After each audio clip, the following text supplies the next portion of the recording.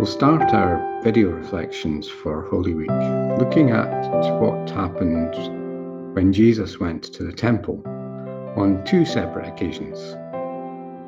The first, when he entered Jerusalem and cleared the temple of the money changers, and the second, when he spoke about the destruction of the temple and the beginning of a new age. First of all, let's hear the readings, and then we'll think about quite what they might mean for us. We've blended some pictures of Rossley into the film so that you can maybe recognise some places, and we hope that these will help you to understand the readings a little better. Matthew chapter 21.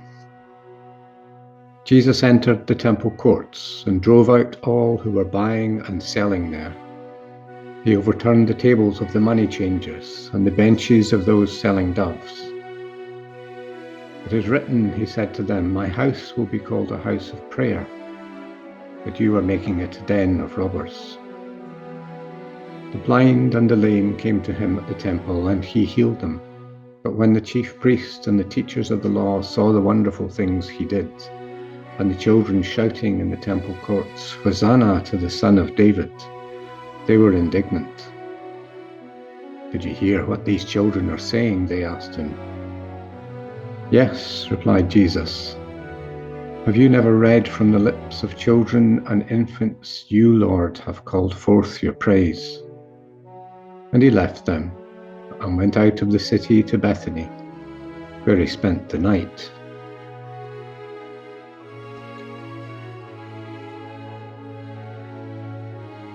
Luke chapter 21. Some of his disciples were remarking about how the temple was adorned with beautiful stones and with gifts dedicated to God. But Jesus said, "As for what you see here, the time will come when not one stone will be left on another. Every one of them will be thrown down." "Teacher," they asked, "when will these things happen, and what will be the sign that they are about to take place?"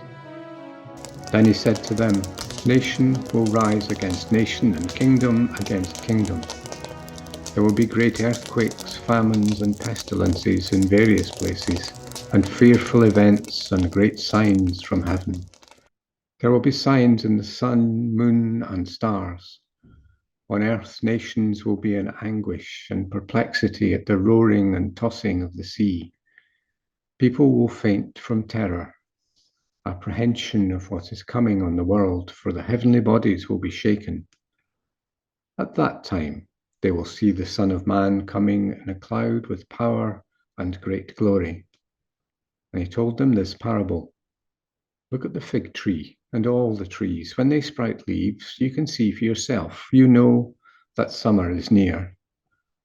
Even so, when you see things happening, you know that the kingdom of God is near." Each day, Jesus was teaching at the temple, and each evening he went out to spend the night on the hill called the Mount of Olives. The stories of Jesus and the temple in Jerusalem are tricky to understand on first reading, but in essence, they're not that different from the message we've heard on the news recently. Enough is enough. Over the years, Jesus has seen how the authorities and community leaders have built barriers between God and ordinary people, how they have held power for their benefit and not for the people they should be leading. He's tried to show them the way things should be, discussed matters with them regularly in the synagogues and the temple, and demonstrated how the world should be run. He's even performed miracles in front of them to try and convince them, all to no avail. So now, he has had enough. He's angry on behalf of the people who are being duped, poorly led and conned by the powerful who look out for themselves and their own cronies. He sees the destruction that this causes. Does any of this sound familiar? Does any of it resonate with our times? Whilst we may wish that Jesus would return and repeat his clearing out of the corrupt in society, isn't it up to us to call out the wrongs we see around about us? But what is right and what is wrong?